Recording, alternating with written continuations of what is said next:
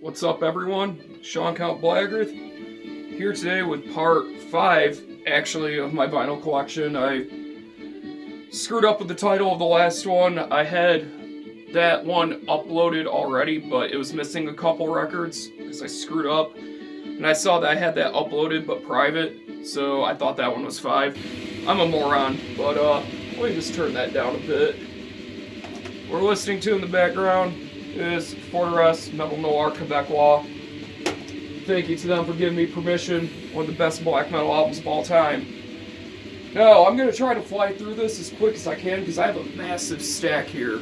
And majority of these are Black Sabbath, and I don't want to go into too much detail. Nothing really special about the pressings, so let's get into it. Black Sabbath, self-titled. This is the, it's a later reissue from Rhino. Sounds pretty good. Great songs, everybody knows it. If you haven't listened to it, what are you doing? I don't know what else to say. Pretty good album though, but even better is Paranoid. This is an original that my dad had. This thing has seen better days. The record barely plays because he had many parties with this record. Let's keep it in this shitty sleeve. Then, because that one doesn't play, I got this remaster. I can't remember who did this one. I think it was Rhino once again. It sounds way better than that press. But that press, as I said, has seen many parties. But this album's really good. Comes with a printed inner sleeve with like notes. And blue vinyl. This album is really good. But it's overplayed. Side A of this record has been played to death. And I don't know, it kind of takes away from the enjoyment because I've heard War Pigs, Iron Man, Paranoid so many times. Fairies Wear Boots. That song is fucking awesome. One of my favorites from Sabbath. But solid album. Really good pressing of it. So, yeah, fuck with it. Next, it's my dad's copy of Master of Reality. Once again, barely plays. Has the embossed cover. Actually, somewhere on here it has his name written. Yeah. So he used to throw a lot of parties, and it was sketched out. Like people wanting to steal his shit.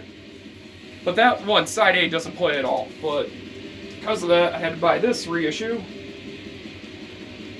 Fucking awesome. My favorite Black Sabbath album. If this isn't your favorite Black Sabbath album, you're wrong. Because every single song on this is a masterpiece. Absolutely love it.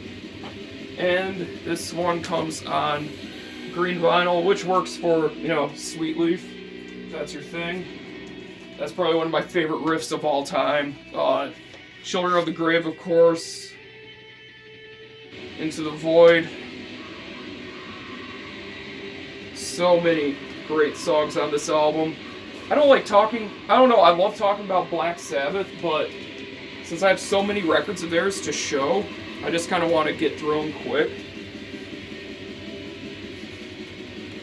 Next, we have a copy that I bought at a record fair, Volume 4, that is completely trashed and was not worth the $2 I paid because it doesn't play. So, next, we have a good reissue of Volume 4. This album is absolutely awesome. Wheels of Confusion, Laguna Sunrise, Snowblind. Just hit after fucking hit. It's unbelievable how well this album holds up today, even by the standards of what is considered heavy today. That's the great thing about Sabbath, is that's how you know they were such a great band, is when the heaviness still holds up to this day. first 5 Sabbath albums are the shit, so Got this reissue of Sabbath, Bloody Sabbath. No insert or anything. I don't know if it came with one. Don't really care, honestly. I'd be annoyed if it did, but solid reissue. Heavy jacket. Love it. Favorite song off this is definitely Sabracadabra. I love that. Along with this, title track, obviously. Because that song is the definition of heavy and first ever breakdown, in my opinion, in metal, as we know them today. Pretty much started with that title track. I don't know why I took this out of the sleeve. I'm an idiot. Sabotage. There's no sleeve. Black vinyl. Really bizarre album. Gotta be in the right mood to listen to this one. But it's still really good. Favorite song off this, Hole in the Sky. That riff is so sick. Next, Technical Ecstasy. This album is trash. I don't like it at all. Best song on here is It's Alright, and that's the one sang by Bill Ward. That's the original record label, inner sleeve. I bought it for, I think, $10 at a local record store. A reimagined actually in Utica. So that's cool. It'd be nice if I could get this back in. I'm sure it looks very weird off camera. I don't feel like doing any editing because it's nice out and I want to go back out in the four-wheeler, which I'm about to do once I get off this video. Next, the worst Ozzy era album. Well, actually, Technical Ecstasy is second worst. Never Say Die. Don't like this one. Way too happy. Way too poppy. This is an OG press for Warner Brothers.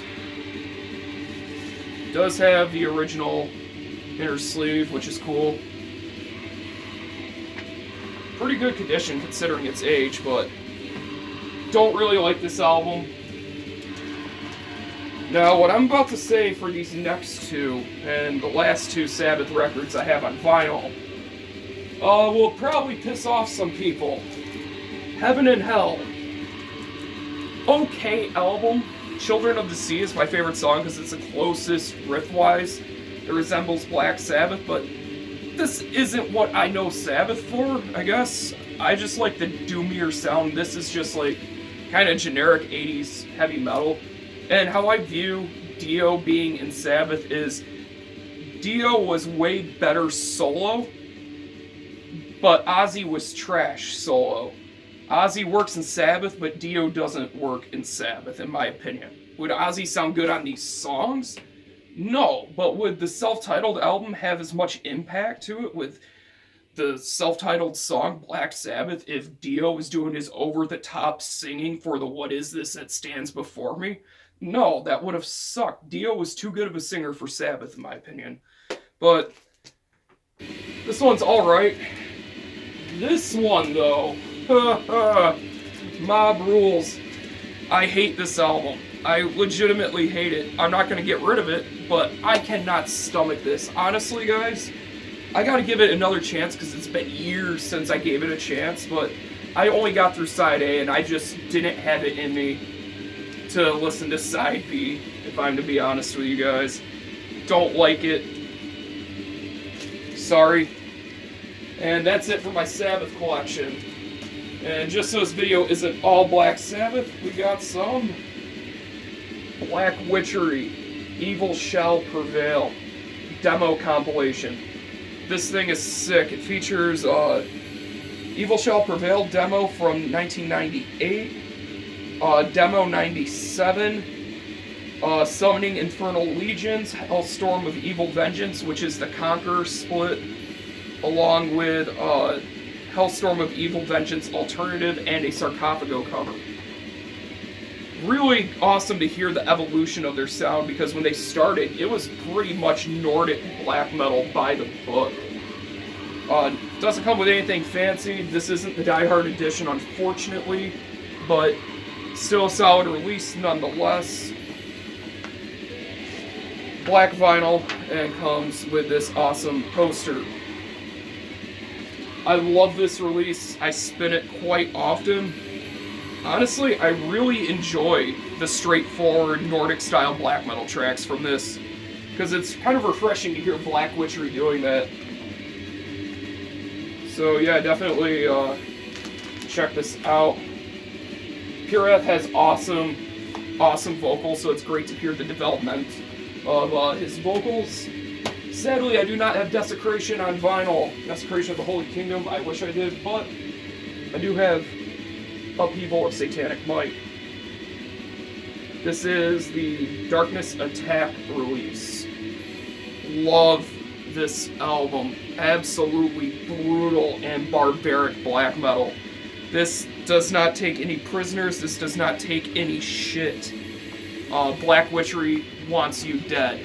And that's what I love about it. And wow, did I jack this one up. I put the record in through the poster. Just black vinyl, nothing special. And it comes with this awesome poster. Favorite album from Black Witchery might be this one, honestly. It's either this one or the following one, Inferno of Sacred Destruction. That album just rips your fucking face off. But this one does too, just as hard. I just feel like some of the riffs on that one are a bit more memorable. Wish I had that one on vinyl. One day I will. Maybe there will be a reissue at some point. Hint, hint, anybody that can do that, please do. And then, the last piece in my Black Witchery collection is the almighty Split with Revenge, a holocaustic death march to humanity's doom. What a split. Everybody and their mother has heard this, it seems like. A lot of people have the flags. I got one flag hanging up, and everybody's seen the flags. I'm not even going to bother moving my camera. Comes with a insert. Revenge side is my favorite because I love the transition from Humanity Noosed into the Bathory cover of Equimanthor. So nasty sounding, love it. And this version came with sticker, which I think is in the jacket. Comes on white vinyl. One of my all-time favorite releases, though. If you were to ever buy just like a split to like get into bands within this style, this is it. It's really cool to hear the I believe this was the first recording with the new guitarist in Black Witchery, so really awesome. Check it out. The Revenge side is killer. It's my favorite side, but Black Witchery still rules. Next, we have Blasphemic Cruelty with Crucible of the Inferno. I'll be real with you guys, I haven't spun this since I got it.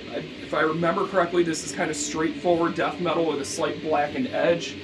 I believe the guitarist, Gene, was in Angel Corpse, and you can definitely hear an Angel Corpse sort of vibe, which can also translate to having a strong Morbid Angel vibe.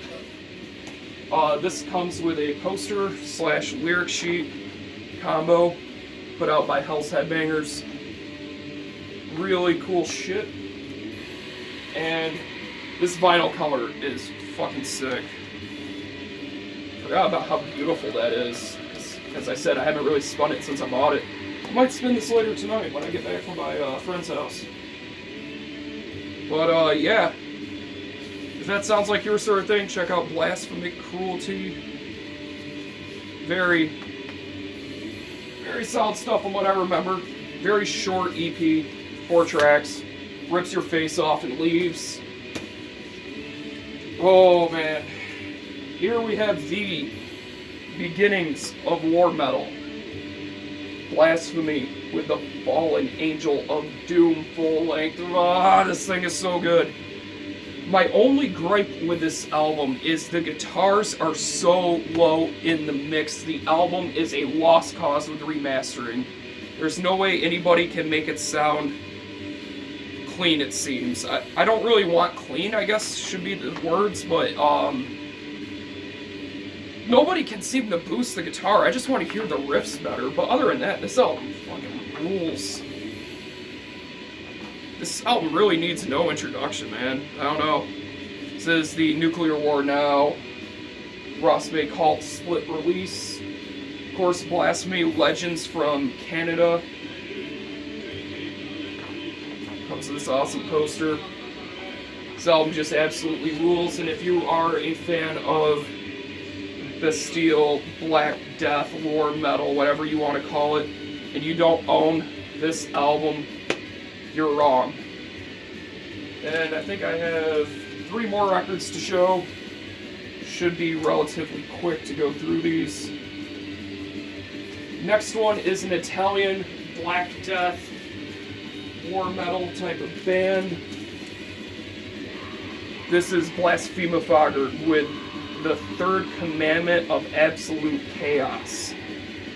Really cool artwork. I love this.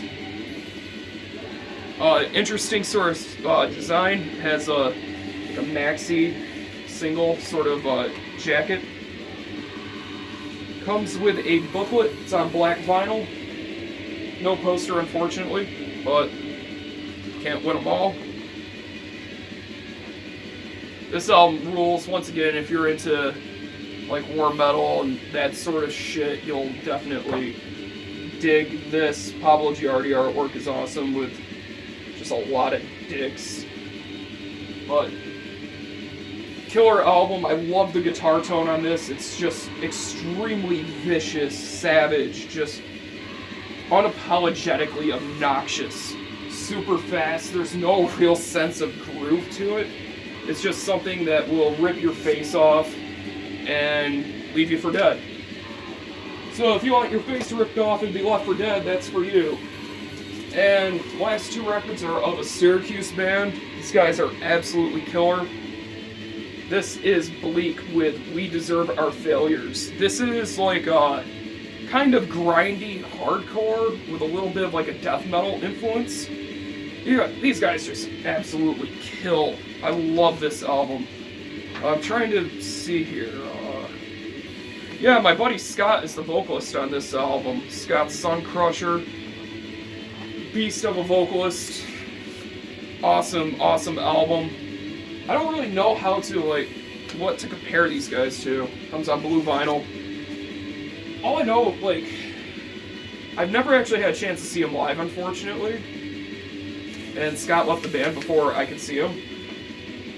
But, these dudes just absolutely kill it front to back on this thing. Just, if you want something like a really quick listen that's short to the point, punches you in the face, this is definitely for you. Bleak with We Deserve Our Failures. And last record I'm going to show, Bleak with No Light, No Tunnel. This album is unbelievable. I should say EP. This thing is crazy fast, super dark, obnoxious in every single way imaginable. It's just completely suffocating to listen to, and I absolutely love it. I'm probably gonna spin this soon because, once again, it's been a Stained song. For those of you who know that, since I've listened to it. Comes on this awesome vinyl. I forgot what they called it. There was No Light, which was black. I think this is like Mostly Tunnel or something like that it's called. I can't remember.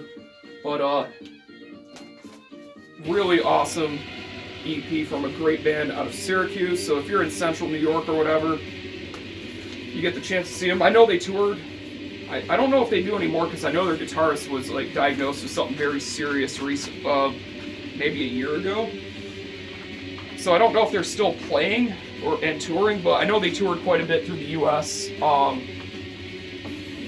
Check them out, show them some support if you can, and that's about it. I also forgot to plug, because I'm an idiot, I have less than 30 copies left of Utsta Urangavagar. I dropped the price on these significantly, not significantly, they're now $10. So I shouldn't say significantly, I'm an idiot, but drop the price. I gotta get rid of these because I'm putting out a CD relatively soon, and these need to go. So pick one of those up if you haven't already. That'd be greatly appreciated. Thank you guys for watching. Thank you for subscribing, and I'll see you in the next video.